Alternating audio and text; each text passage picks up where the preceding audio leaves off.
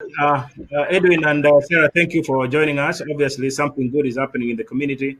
So we thought it wise after the candidates have had their time, they obviously made their case. The people will have to decide. But meanwhile, we need to have the views, independent views from the communities. You know, let's see. So far, Edwin, how have they done so far in your view?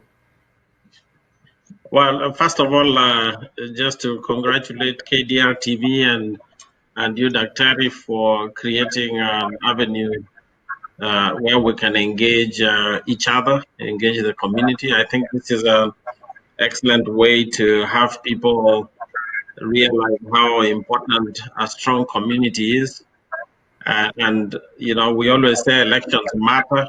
And this particular time, I think the candidates are coming out to really articulate what a lot of people from Kisi have been yearning for: some order in our community, some representation, and aspire for a higher purpose than just aggregating together for fundraisers, for funerals, and so on. So I'm very impressed by the countenance that the candidates are showing and some of the ideas they're bringing forth, which I think is very refreshing.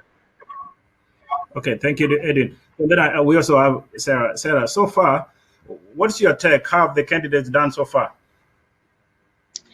First of all, as Dr. Bogonko just put it, I would just want to thank KDRTV for your good job, and Dr. Okari too. So far, I can see the passion. The one thing that I see here is the passion to serve, the passion for the community, the passion for change. If we are to ask how they've done fabulous. The only thing is that we're going to look at today is how did they do in the needs of the community, because there's a bigger picture of the passion and there's the needs of the community. Otherwise, overall, they did great. I'm not sure we have Jared on. I think we're trying to work on the technical part to bring him on. Whenever he joins, that's fine. So let's engage here in the most objective way. I think Sarah puts it right. The reason why we have this post debate analysis is to be as objective as we possibly can. And I want to make it clear to the viewers that we're not here to support any candidate. Our role here in the post debate analysis is to look at how they performed and the issues that our community really is facing right now, and how we should move forward as a community. So far, let's go step by step. Edwin, if you've had a chance to watch the candidates, let's start with Susan, who just finished a moment ago. How did she do, and what were the highs and the lows? You know, I think she hit a lot of good points. Talking about the value of the community, she talked about the need for us to rise above pettiness and build strong relationships. She talked about the need for us to have a community center so that we have the ability to aggregate as a community and talk about building ourselves. The idea that people are returning to Kenya, I think, is now a myth. You know, and she hit the right points. We can't grow as a community if we don't look at the variety of things that I would call pillars of building a strong community. And also just to congratulate, I think it takes a lot of courage. I think we know we are from a very male centric background, and for her to sort of step up, I think is very refreshing. And I know some of her points were very altruistic, and maybe some people are saying, well, why are you aiming too far? I think that's what is very, very appealing. I think you have to have these audacious goals so that people can rise and not think about the simple things we have done so far. So I think she did a really good job articulating those. Okay, so thank you, Jared. Thank you so much for joining us here. Obviously, we were going on having a post-debate analysis, and the goal here is not to favor anybody, but to really look at these issues in the most objective way. And particularly for you've led the organization and you've moderated this discussion. So far, how have the candidates done, in your view? First of all, I want to thank you for inviting me to give a quick post debate or even the electioneering period analysis, if you will. I think we have very quality candidates that have put themselves their foot forward, and I think the organization is in for the good days are coming. and it's about time for the organization to stop talking about the good old days. I think I'm less assured that the candidates are really talking about the future, and I think we had a lag somehow. Like any organization, they have ups and lows and downs. I think the future is looking great. I think the Susan, to talk about Susan is a candidate and how she was putting those points forward. I think she was right on. I think she was able to give a view and a vision of where she wants to take the organization, the direction in which she wants to take this on. And I think if people are able to bring out a very clear vision of where they are taking the organization, I believe we can really support them. And I think the competitiveness of this race is coming very clear, and it is getting to a situation where the community is now able to select who they will be voting for. And if you will, I think the empowerment of the community is what we are looking forward to seeing. And I think they hit those very good points about empowering our people and looking at their current needs, meeting the people in their current needs. And that's very critical. However, we're looking forward to seeing where we will be in the next 5 years, 10 years, and 20 years, and 50 years, and see it on those points that we are here to stay. And that's very critical. So, Sarah, so let's focus on Susan for a moment. What do you think? What were the highs and what were the lows? First of all, I listened to her articulately. I mean, just given the other candidates too, but listening to Susan, she did hit the points, and I agree with my other analysts. She did hit the big points. And the biggest one of all of them, the one that I looked at, was the community center, because it has been a problem. That was a major point because it is a need that the community does have. She did hit education. She did talk about youth empowerment partially. The only one thing that I did not hear her talk about is combining smaller groups and making them larger. So we're talking about Basi, we're talking about Bomachoge, we are talking about all these small groups and how she plans to put them together. That I did not catch her talking about it. So if I would say that there was a low, it is just that the fact that that point was not covered, because it literally encapsulates every person in the community. Other than that, the debate was I mean, it was, her presentation was great. So let's go back. Thank you, Sarah. Let's go back to Edwin. Edwin, did you have a chance to see the other candidates? Unfortunately, I had technical issues, so I didn't manage to get in to see the other candidates. Let's move on, obviously, to Jared. Did you watch? Let's talk about Ulda for a moment. What were highs and lows, Jared? I did not, unfortunately, watch her in the KDRTV, but I did interview her the last, I think, a few days ago, and she's very passionate, just like Susan, and I think the women are stepping forward, and I think she's putting a lot of energy and a lot of enthusiasm behind this organization. I think she's equally a qualified candidate, I would say, and she has a compelling story to tell.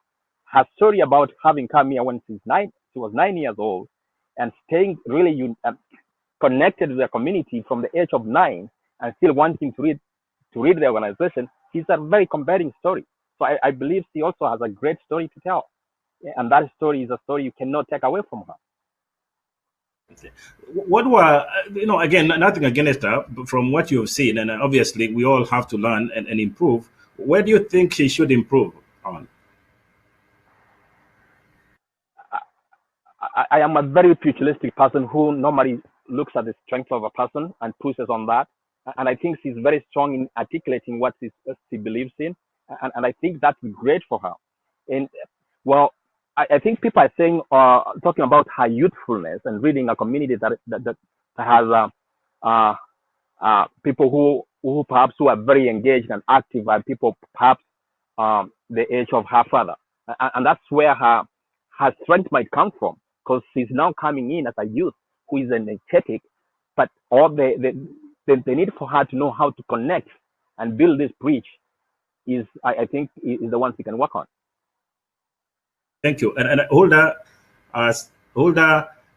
Charles, Jared, and Susan, please don't take this personal. This is for the good of the community, so please don't take it personal. We have to be as objective as possible. Sarah, I'm going to bring you in, and let's focus on Hulda. What were highs and lows?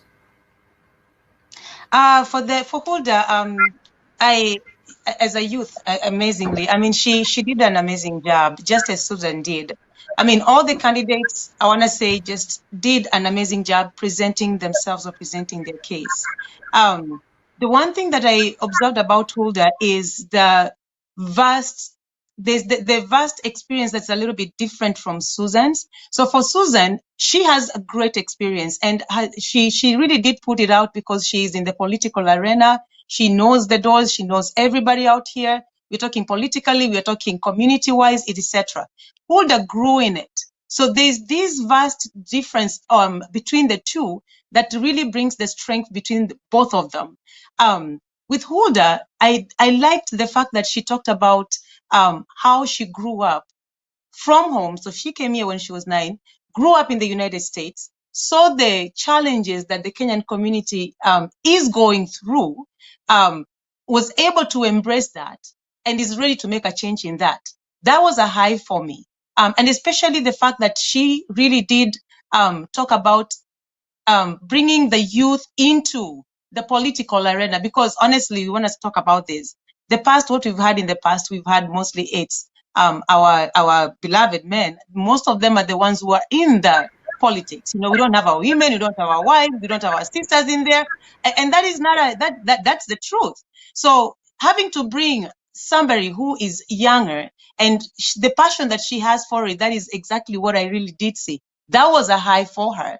If we are talking of a law, and we can say it all comes with experience. She did hit the points of what she's got experience in, okay? And we cannot really, as Nyachai said, we cannot put a tag on her and say, why didn't you address this given that she has not yet gotten there? So we are futuristic and looking at that this is something that she might want to touch base in, but I would really have wanted her to touch mostly a little bit about relationships, marriages. It's not something that she might have an experience on, but it is something that I did hear her talk about, but not really in depth at the time. We talk about the gentleman, Dr. Bogongo, you didn't have a chance to watch these others, but let me stick with the ladies first. What does it mean? There's a sense of excitement from the women in our community, who, quite frankly, economically and socially, are the backbone of our community.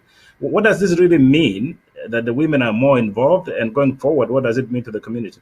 So I think that in any community where women are actively involved, the research already is there. It shows that those communities do better, right? So I'm very excited to know that we have women in our community are very active. And the wider reality is that they're going to school, they are trying to uplift their families. And it also means that the men in our community have to pause and support them and not feel threatened and that sort of thing. To be honest, if you look at how our community has gone, it's refreshing that we have to think differently about how the community grows. And empowering the women in our community is part of that. So from my standpoint, I think we should look this as a very positive development, because again, the research shows where women are active, where women have gone to school and they are well resourced, the communities always do better, and we are not different. I want to bring in Sarah makes a very good point relative to the laws, and obviously they're going to have a chance to improve on this. The women are doing okay so far in the campaign, but the men have dominated for a long time. How do we move forward together so that it doesn't become a war between men and women as a community? Jared. From where I see it, I don't think it's really coming down to men between men and women. I don't see it that way at all whatsoever. Again, if we start dividing ourselves about men and women, or youth and old, or constituency as a constituency, I think we are missing the whole picture here. The whole picture is about empowering our community to get the resources we need to build a future for our children and grandchildren, because we are here to stay. So in my opinion, we should pivot from focusing on on the chain of the person running. Let's focus on what they can bring to the table. I think that is more critical than it is looking at her as a woman or a man. I think that's my opinion. It's very critical. We stay away from saying that Susan is a woman or Ulda is a woman or Charles is a man and a man can do it, or Jared is a man and a man can do it. I think let's focus on what they can bring to the table and for them on the merit. Very good, thank you. So, Sarah, I'm going to bring back on here and ensure you've watched the other candidates. Let's talk about the gentlemen, and let's begin with Charles Maisiba. What were the highs and lows? I did not have a chance to watch Charles Maisiba, but I did watch the other candidates, so I might not speak about Charles's highs and lows for now. I did listen to him, and he is a great candidate. The one thing that I did notice that he talks more about community unity, like unifying the larger community. The laws that I did experience when I listened to him, most of the parts that he hit, he did the ends about the youth, bringing in the youth, about putting mostly unifying the community as a whole.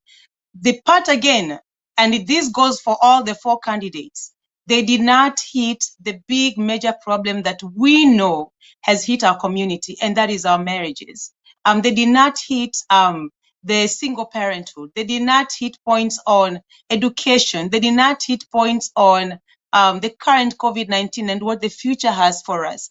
I mean, this goes for all of them. And the reason why I feel like this is very important to us is because it's current. You know, we can talk about what we would want to do in the future, and that can really help. We can talk about the community centers. We can talk about, youth empowerment. But if we don't talk about our health, our education, the foundation of what makes us to be who we are, the definition of being Mwanyagetinge, the definition of being Omogusi, if we don't hit those key points, that really takes it away from Mwanyagetinge as an entity, and it becomes just a political, agenda. So that is the part that I think all the four candidates, the three that I listened to, did not hit. And so for the most part, that was a low for me. Okay, good. So Edwin didn't have a chance to watch the gentlemen, but Jared, you did interview them. So can you make a comment about both of them, Charles and Jared, their highs and lows? Yes, I have had an occasion to meet with Charles in different forums, and I think he has a very great passion for. He's a people person. He really naturally fits into helping people, which is Mwanyagetinge is all about. And Jared is he has a passion. He's very young. He has the energy. He has the youthfulness. He has this coming around his way. Although he has less experience in the community, I believe he came out as a person who has a great future. He may not get it now, but he will get it. I believe he's getting a huge competition from the ladies. Actually, when I was interviewing them, there were two ladies and him. He came out very strong as the only man in that panel, and and he came out with the youthfulness that he has, and the women were overwhelming him, but he pushed back hard, and he was hitting those points like bringing the unity. One thing I kind of got lost from all of them, however, is the empowerment of how our community can create wealth. As it is today, our community is rich. We only have money, paycheck to paycheck. We can consider ourselves rich people, but we're not wealthy. So the one thing that all of them means, if you will, is how to empower the community to start creating wealth. Because we have to create wealth if we have to be successful. You know, when it comes to big ideas are driven by wealth. People who are wealthy have a say. That's one thing that I think we might want to investigate and bring into Mwanyagetinge somehow, in some way, shape, or form, so that our people start thinking in a different way. How do we create wealth? That's something that I think once a new office is up and running, we want to see how we can support them to start empowering our people to bring an idea of how to create wealth. Because once we have the wealth, our voices will be heard. you. So good. So Adrian, I'll bring you in. We're done with the candidate and the performance, but let's take a few minutes here to look at the whole picture for the community. And I think Sarah highlighted quite a good number of points there. Thank you, Sarah. So, what are some of the key areas really as a community we should be facing? And we should be more, it's one thing to come on the show and talk about what they want to do. We know sometimes that happens, it's talk, but it's not action. But what are the key issues that we should really, really be addressing as a community so that we move forward in a better way? If you just reflect on the current events since the death of George Floyd, one can argue that the idea of an identity has become a very strong conversation. I know I have it at my kitchen table with my children and my family, and so it is extremely important that as a community we start putting a lot of emphasis on how we build strong families. So I think that's a very significant push that all the candidates have to be aware of, that without strong families, our community cannot be strong. We cannot stand. I think the second piece is that we have a culture, I believe, that is strong, a culture that is based on care and compassion. We're very ambitious people. We like progress. And we would like to continue to impart that in our younger generation. So our candidates need to address the idea, how do we connect our culture with our children that are born here? How do we bring the context into the fore so that they actually value who we are, where we come from, and some of the things that have made us strong over the years?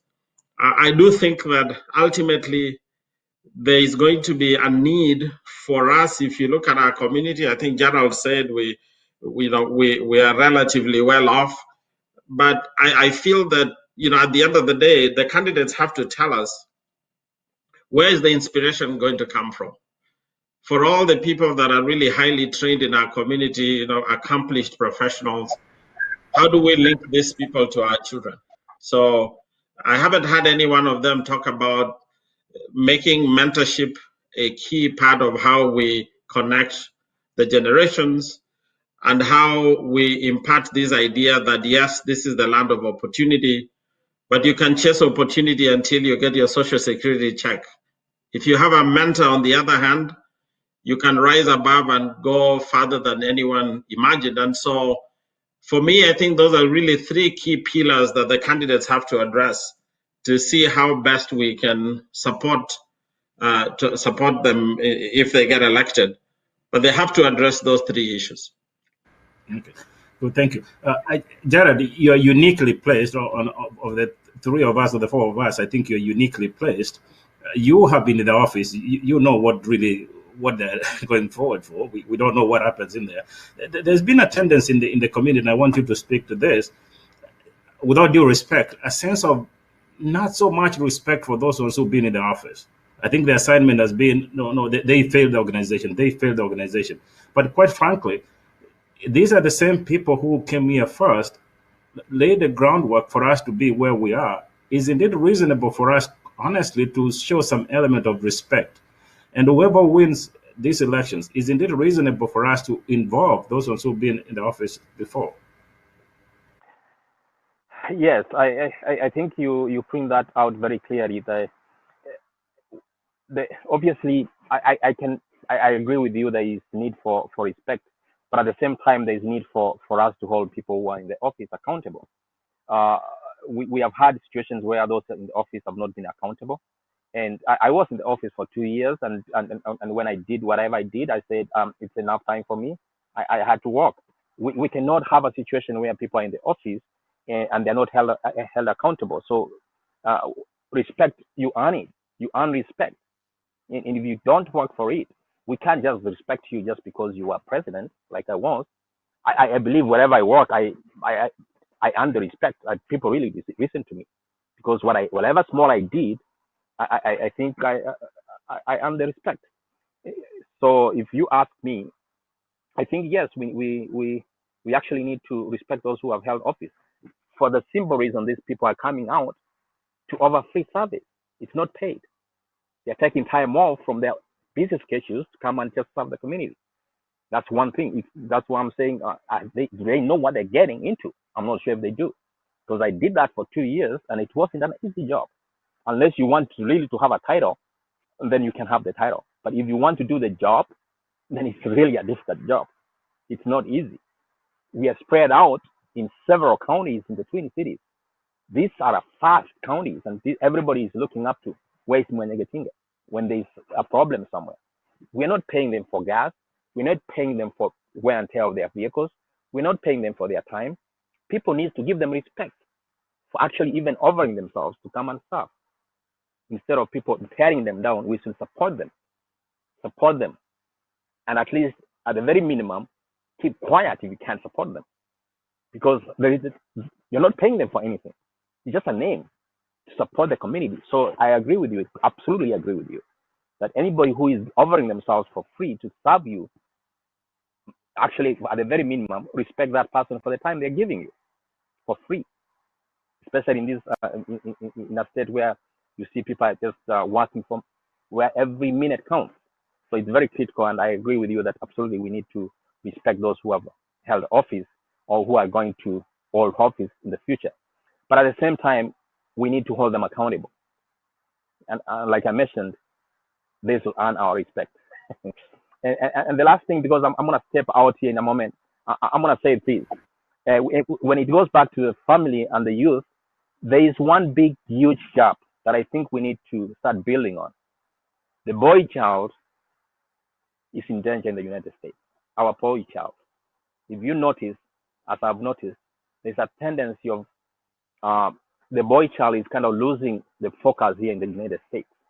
If we don't notice, those families that Daktari mentioned about, and what my Sarah has been hammering every minute whenever she gets a chance about family, we cannot have family only when girls are doing well. They're not going to have anybody marrying them. Boys are losing it. We need to talk about that more and more, and every single day wherever we go. So with that, I'm going to raise my case and then wish the candidate as well. In a few minutes, Jared, hold on as we get close. Sarah, I've received a lot of text messages, people telling me that you get three guys you need to talk about. Respect is not just for those ones who've been presidents before, but I think if you look at the discussions on the social media, there's been language that, quite frankly, has been very unfortunate. People saying not very good things. It sounds like we're creating a culture where one's pain is the other person's entertainment. How, moving forward, Sarah, how should we address this issue so that at least everybody in the community lives to standard that we respect one another? You know, first of all, I was just listening to Daktari before he left, and there's two things. In any kind of, we're humans.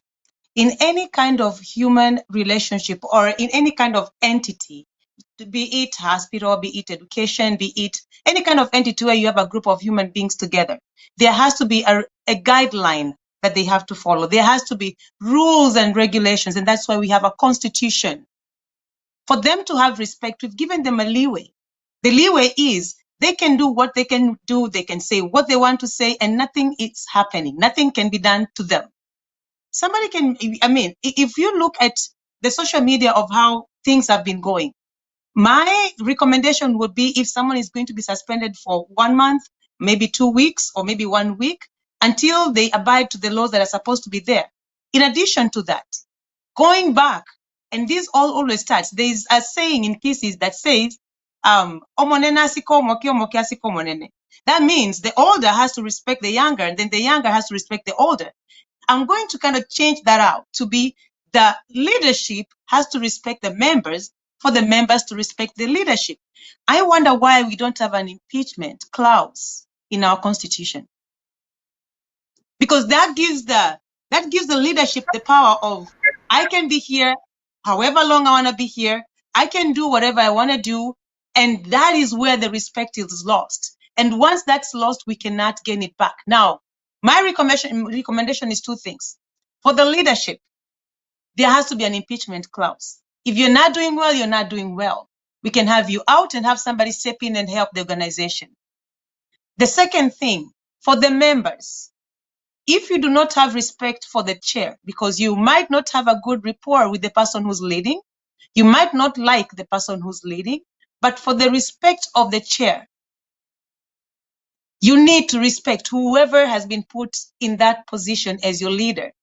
And so for every action, there's got to be consequences. These have to be notated in the Constitution. So if a member is being removed from a group with the clause of what is the Constitution that the members had passed, I don't think there will be any pushback, because this is something that has been spoken with the members together with the leaders, amalgamated and put into paper.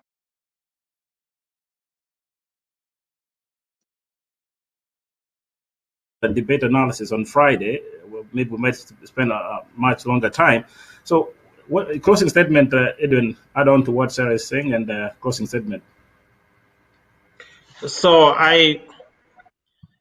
we live in a very complex world, and where leadership really matters. And I think on the one hand, as we see people coming up forth to sort of give their best to the community, it's unfair to sort of use underhand tactics to abuse people or to diminish, because this is service. I want to remind everyone that you can only provide service to something that you love. So obviously, these candidates love our community, and you can't serve if you don't have a sense of sacrifice. You're giving up something because you feel very strongly that the community matters. And if you're going to sacrifice, there has to be a higher purpose. Either historical context has suggested that if you do nothing, our community will suffer.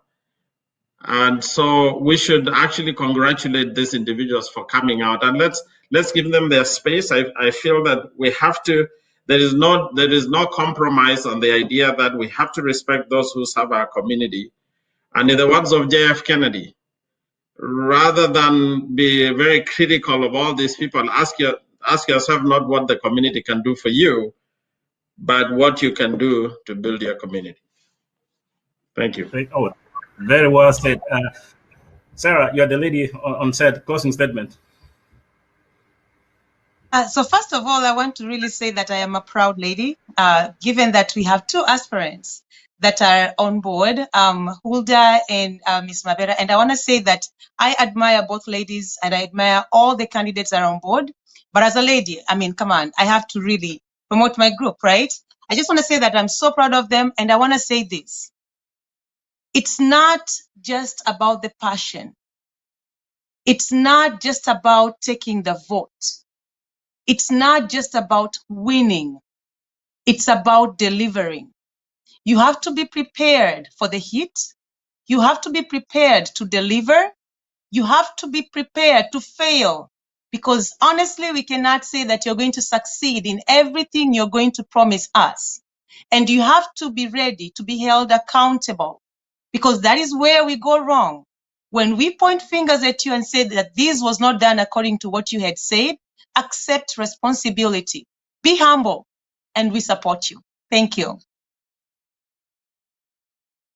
Thank you so much. I think we'll end here. I think it's been an interesting discussion. Dr. Bogongo, thank you for coming on. I'm sure you had a very busy day, but for the love you have for the community, you chose to stick on, and I'm sure you should be having dinner right now, but thank you for coming on. And obviously on Friday, after the debate, we're going to have a deep analysis. And Sarah, thank you so very much. We had a conversation. You're a great resource to the community. We haven't told you this, but we better tell you on camera. You're a wonderful resource.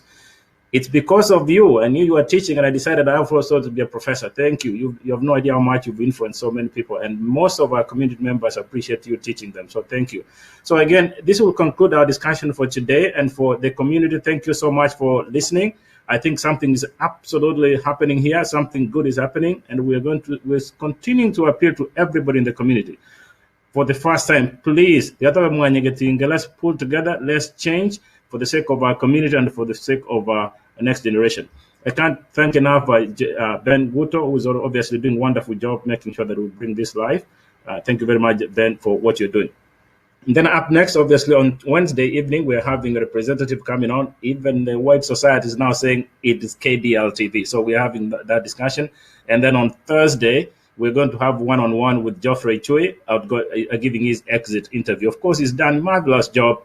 He will give us insights as to what was and where we should go forward. And then, obviously, the grand finale, we're having that joint debate on Friday at 7:15 p.m. So, and again, out of interest, because I'm a member of the community, and it's possible that I might be biased, to be sure that there is no bias in the final debate, we've tried to bring somebody who is completely out of the community. Sheila Maonga joining us from UK, so she'll be on the show to co-host with me, just to make sure that there is no bias, absolutely, because what we are homing here is to make a very strong, solid community going forward. So, but for us, for tonight, Edwin, Sarah, and Jared, thank you so much for joining us. Thank you and good night.